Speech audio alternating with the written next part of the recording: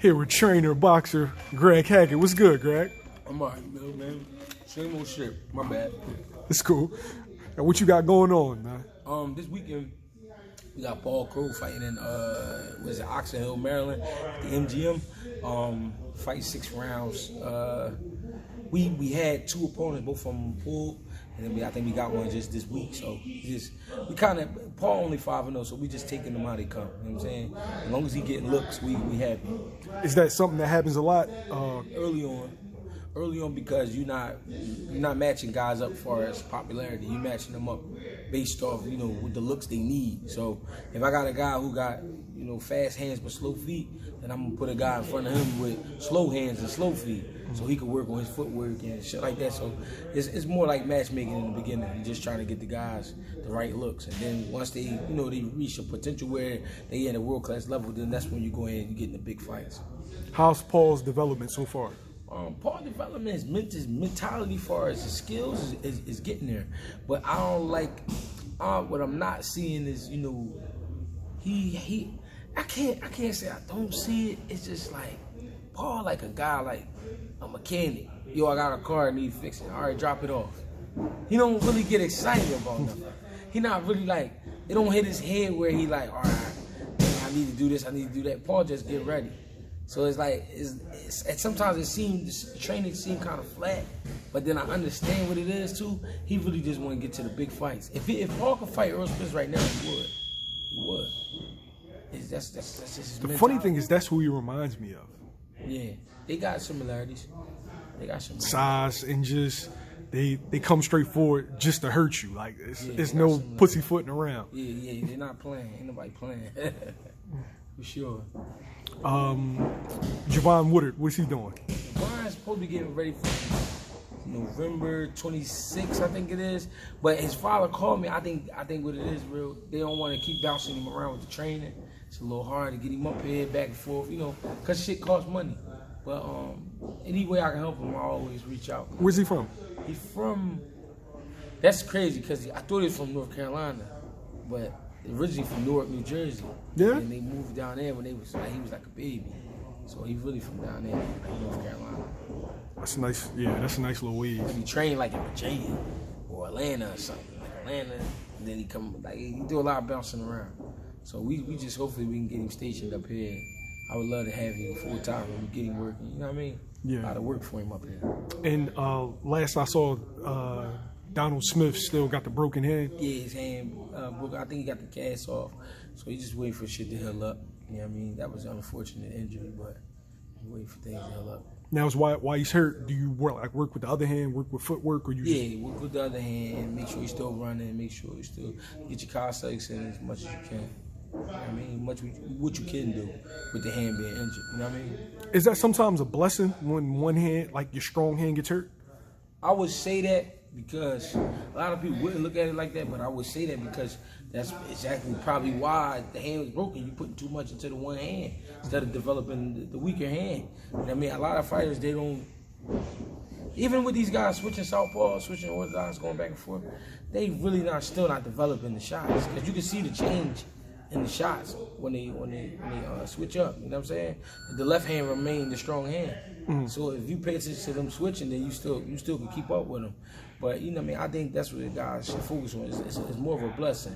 I mean, if you hurt your power hand, then your weak hand, then that way you can work on your weak hand. Speaking of switch hitters, right? Yeah. Who's the best that you've ever seen? Best I ever seen? Best switch hitter. Switch hitter? Best I ever seen? I don't know. To be honest, Crawford definitely one of them because he defensive from both sides, but southpaw he more vicious. Yeah, he seems like a better fighter. When he turns southpaw, he get more vicious. Orthodox, he box a little more. He box you. It's like he trying to find you, and then once he finds you, he turns southpaw. He break you up, but he's effective from both sides. So that's why I can say Crawford. He's effective from both sides. That's like the Cuban way of boxing, right? Turn all fighters southpaw. No, I wouldn't say that. They go with what's your stronger hand. I think what it is they just came up with a lot of southpaws. A lot of southpaws came out of there. A lot of southpaw boxers. And usually when that happens is when guys turn southpaw, the trainer, because when you're younger, a lot of guys, they automatically throw their lead hand up, which is that right hand. If that's your power hand, that's the hand you got in front. So what happens is when you go into the gyms, it be so set in and embedded in the guys that they fight in southpaw that the trainer leave them that way. Just develop him from there. Like, all right, fuck it, he won't turn around or it's uncomfortable for him, so keep him there. And then next thing you know, the guy become great, and then, you know, turn him loose to the world. Speaking of that, it's a couple southpaws that went to orthodox. Dre Ward, Tyson, Cotto. Cotto, yeah. I think that's interesting because they all great fighters. Like Tyson definitely got deadly left hook, deadly liver shot. Andre Ward, beautiful jab. He got one of the best jabs in the game. I don't think people give him credit for it. That nigga hit you with a strong hand. Stab you to the body. I mean, good. And he got to change the speed on his jab. Andre Ward is a great fighter. And then Miguel Cotto is a great fighter. Again, another great body puncher. You know what I'm saying? Always had a good jab. I mean, isn't Oscar southpaw? I heard that before too. Yeah, wow. It's more like, you know what I mean, wherever they got, a lot of times, a lot of trainers go with what the fighter brings to the table. If they see ability in certain things, they leave you that way. Then you got trainers who stuck in their ways. They want what they want. I mean, so. How do you go about it? I'm like both. But I'm gonna be honest, right now, I'm not like I don't train amateurs. I don't really have too many amateurs. I got like 3 amateurs. And that's because my level of boxing is the pro level. That's the level I always loved. That's the level I fell in love with. You know what I'm saying? That's the level I respect. I'm not saying I don't respect amateur boxing, but I just find it bad that it's politics in amateur boxing. It's we talking about kids. So then you robbing a kid, and then the kid head all fucked up about the game. I think that's bad. I think that's real bad. So I really can't keep up with amateur boxing no more. But I always looked at myself as a pro coach, as a pro. So that's what I deal with, man. You know what I'm saying? So I most of the times when I got guys coming in, they already developed their style. They already, got little things they love to do. What I do is I add on, and you know what I'm saying, I adjust. I make adjustments. That's all. Now, the amateurs that you do have, are they older amateurs? Yeah, I got 2 guys, 19 years old, and I got a 12-year-old, my son. Oh, your son, that's something different. Well, yeah. I mean, but still, he got to learn. He got to go through the ranks. How was that taking him from the ground up? Who, my son? Yeah. Well, with my son is only frustrating at times because I know what he can do. And then to go in there and have him see him do something else is like damn, I wonder what he was thinking. But at the same time, my son's career is a bit different because usually a coach, if it was a coach's son, he would have a lot more fights. My son only got 2 fights as an amateur. I spent a lot of time out in California traveling and shit like that, so I wasn't able to be 100% focused on him. And he gained weight while I was away. So my son walking around right now about 5'4", and he about 147 pounds, 12 years old. So he a big kid. You know what I mean? Yeah, 5'4", 147 pounds. Yeah, big kid. 12 years old. Yeah, he ain't even hit his spurt yet. No, so he just a big kid. What do you see him like topping off as height wise? I hope 6 foot, 6'1". Okay, so we probably gonna start off like you, 160, 168. Yeah, middleweight, 54, something like that. If he could be 6 foot and be 54, I'd be, pleased with that. You know what I mean? How do you turn dad off and turn coach on, and turn coach off and dad on? I really can't.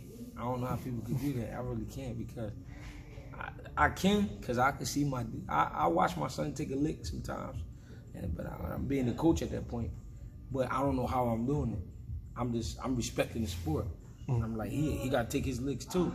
But then I see him get off from motherfuckers to it, and I won't let him. I won't be like a typical dad where I keep letting him. I call time, yo, lighten up.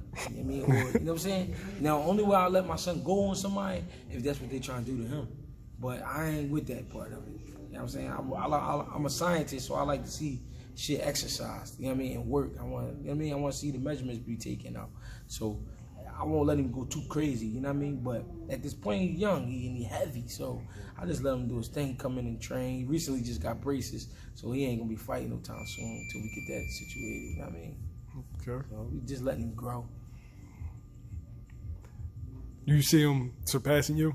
Yeah, for sure, because he got the guidance I didn't have. When I walked in the gym, I walked in strictly because I was a street fighter, and I just needed a path. I needed somewhere to go. You know what I mean? My mom thought it was a good idea to send me to the gym because younger, my dad took me to the gym. But my dad started driving trucks when I was about 6, 7 years old. And then my mom, she raising me, but I'm just causing trouble. Not like a real bad troublemaker, but I mean, I'm getting in shit. And people reporting back to my mom, like, yo, your son out here fighting. So she like, you need to go around the corner, I mean, get that taken care of, get to the gym. So ever since I got in the gym, I loved it. I didn't always stick with it because the streets got me a little bit. I got into the streets, I did a little bit of everything, and but I always ended up back at the gym. You know what I mean? So that's why you see me now doing what I'm doing. So the difference is between my son and me, I know exactly what he needs, exactly, what it'll take. And then, if the rest is just up to him, if he want to do it or not. So basically it's like walking in the snow, where he's walking in your footsteps to where as though it's going to be a lot easier as opposed to you. Yeah. You was just out there. It'll be a lot easier as far as pointing him in the right direction. Me, I couldn't trust nobody. I already grew up with trust issues because a lot of people promised me shit that it never came. You know what I mean? So, and plus my mother was like that. She don't believe nothing that you can't see or touch. You know what I'm saying? So, people be telling me shit all my life. I'm like, all right, whatever. And then with boxing, everybody know what they talking about. But it's rare. It's probably only like 10% of motherfuckers know what they talking about and know what they doing. So you gotta kind of be careful. And I said this. I said, fuck it. I'm gonna go learn it on my own before I let somebody just run me into a wall. You know what I mean? Yeah. You made a post talking about it's a lot of people that make themselves out to be more important than boxing. Yeah. Do you feel like it's a lot of guys trying to steer these kids in the wrong direction? It's a lot of it's people who in the gym every day that want to be important. It's people that work for promotional companies that want to be important. It's people who report the fighters and they talk to the fighters, talk to coaches that want to be important instead of doing it for the sport. You know what I mean? If you follow sports and you do it for the love of the sport and the education, then that's the guys I fuck with. Like you, I fuck with guys like you who just do it for the love. Because you don't just report boxing. You talk about basketball, football, whatever. And then sometimes you might even sidetrack and might just talk about an issue. You know what I'm saying? That's going on. That I can respect. But when people strictly talking about Pacquiao all day, Mayweather all day, Earl Spence all day, those are the guys that's looking for followers. Those are the guys who are trying to become popular. Because if you think about it, it's fighters all over the world. It's fighters all over the world. So if you report boxing, report boxing. You know what I mean? So what I meant was when I said that was just people who it might be a guy who work for a promotional company who drives fighters around. He want to be important. But they using him to go pick up motherfuckers from the airport. Go pick up these 2 fighters, bring them back, take them to the weigh-in. And them dudes want to be important because they getting in the fight free. They think they the shit. So it's just people like that. I ain't mean it for the people that think they know everything, but it's just the people that just do your job, man. Like don't make it deeper than what it is. You know what I'm saying? Yo, I've come to find out even in like I said with the reporting, you got people that that want to buddy up with certain fighters and ride that wave. It's like I like boxing, so whether it's the little young boys sparring in the gym or whether it's Kovalov and Canelo. Right, and that's why I don't mind fucking with you, cause I know it's genuine. I know it's, you know what I'm saying. It's not a thing where you just like, all right, I'm gonna only talk to him because he got 1 million followers on Facebook. Instagram, so I'm gonna deal with him, or I'm gonna go ride his coattail. Yeah, that's not reporting the sport. You know what I'm saying? If you giving out a message to the people, it should be the right message. It shouldn't be something where you coming up with fly shit to say and acting like you know what you're talking about all day. That shit is corny, man. And it's a lot of people doing that. Now, as far as fighters, how many do you have? Sure, I train right now. I might have about solid 10. 3 of them being amateurs. Yeah, about 3 amateurs, 6 pros, shit like that. But I got a couple pros who they're not in the best of shape right now. We just getting them in shape. I ain't letting them fight until they ready to go. You know? Out of the 10, how many are yours? Like you're the head trainer? Probably 6. How do you balance that? It's just all. Well, this is the trap house right here. So if you want anything I got, most likely you got to meet me here. And depending on the circumstances, I'll come to you. But most likely they'll come down here. You know what I mean? Now, you were out in LA with Gabe for a while. Now, do you take fighters, like if like Paul has a fight coming up, do you take Paul out there? Or if I'm able to, I will. I mean, but if not, I mean, like the last camp, last time I went with Gabe, it all evened out because I came back before Paul actually really got rolling all the way through the camp. So we did it for this fight. We did a solid 5 weeks, for this fight. I came back just in time. Now, I heard a rumor. I want to see if this is true. Yeah. I heard that Chavez is fighting Danny Jacobs, right? I heard about that, yeah. But people aren't necessarily trusting Chavez with the weight. Yeah. So that Gabe could possibly be in line if Chavez doesn't handle his part. That'd be major.